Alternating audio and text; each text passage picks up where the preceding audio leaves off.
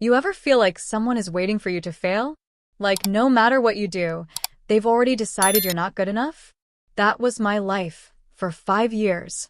My boss, the man who controlled my salary, my promotions, my career, seemed obsessed with one mission: destroying me.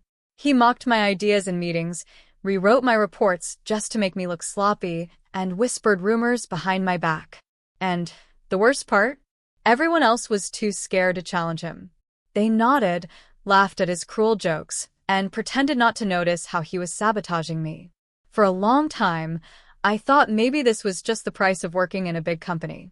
But then one moment changed everything. One file, one piece of paper that I carried into his office, it flipped the entire balance of power. And that's when the man who tried to cancel me for 5 years finally realized the fight wasn't his to win. Let's rewind to where it all started.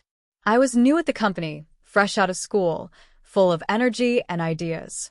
On my very first project, I worked late nights, skipping dinners, just to impress. When I presented my work, everyone clapped, everyone except my boss. He leaned back, smirked, and said, "This looks like something a college kid would throw together." The room went silent. My face burned. That's when I understood. He didn't see me as an employee. He saw me as competition. From that day forward, no matter what I did, it was never good enough for him. If I stayed late, he said I was slow. If I finished early, he said I was cutting corners. Every success I had, he twisted into a failure. And slowly, he started turning others against me. Colleagues avoided me, afraid to be associated with someone he was targeting. It was like being canceled inside my own office. For 5 years, this became my reality. Every review, every meeting, every chance at promotion, he blocked it. Not enough leadership skills, he'd write. Or, needs more experience. Yet when I asked what to improve, he'd shrug and say, "Figure it out." He wanted me trapped, frustrated, questioning myself. And I won't lie, it worked. There were nights I sat alone in my car, gripping the steering wheel, wondering if I should just quit. Was I wasting my life here? Was he right about me? But something inside me refused to give up. I wasn't just going to let him bury me. If he wanted a fight, I'd give him one. The turning point came during a high-stakes project. A major client was threatening to walk away, and our company was desperate to keep them. My boss, too arrogant to admit he was stuck, threw me on the case just to set me up for failure. He gave me no resources, no team, and a ridiculous deadline.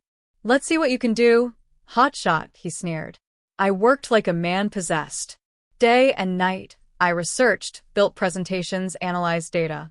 When the client meeting arrived, my boss barely looked at me. He was convinced I would embarrass myself. But when I spoke, something shifted. The client leaned forward. They nodded. They asked questions. By the end, they were smiling, and they signed the deal right there. The room erupted in applause.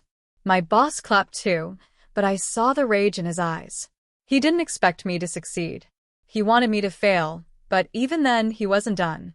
He immediately tried to spin the story, telling higher-ups that he had guided me through every step, that the success was his.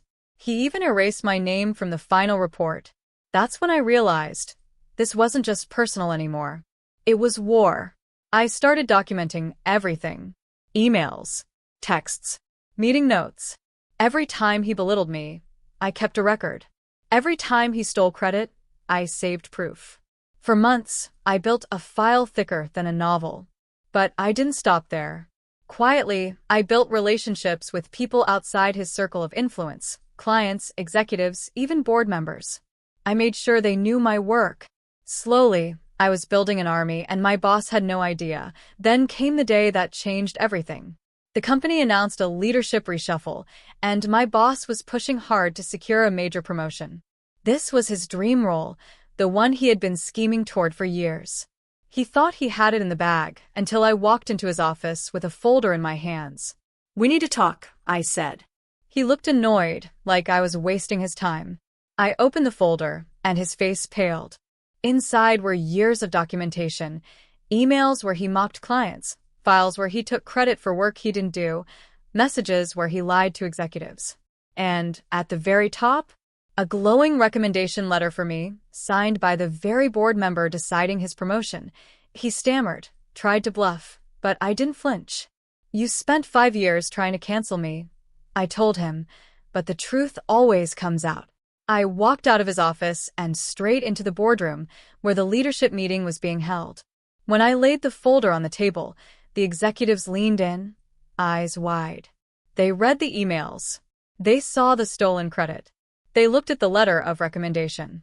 And suddenly, the man who had ruled with fear and arrogance wasn't untouchable anymore. He was exposed. The fallout was immediate. Instead of a promotion, my boss was quietly removed from consideration. He wasn't fired right away, but his power crumbled overnight. People stopped fearing him. They stopped laughing at his jokes. For the first time, I saw him walk through the office alone, no one at his side. Meanwhile, the executives called me in. They praised my perseverance, my results, and my integrity. You're the kind of leader we need, they said. For 5 years, I'd been treated like a joke, like an outsider. But in that moment, I realized I had something my boss never did: respect. From that day forward, my career transformed. I was promoted, given real responsibility, trusted with major projects. And every time I walked past my old boss, I could feel the tension in the air.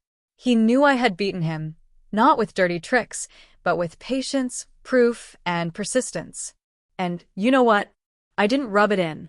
I didn't need to. The silence of the office, the way people stopped looking at him as a leader, that was revenge enough. Here's the truth I learned. Sometimes the best way to win isn't to fight back with anger, but to outlast your enemy with evidence, with patience, with quiet strength.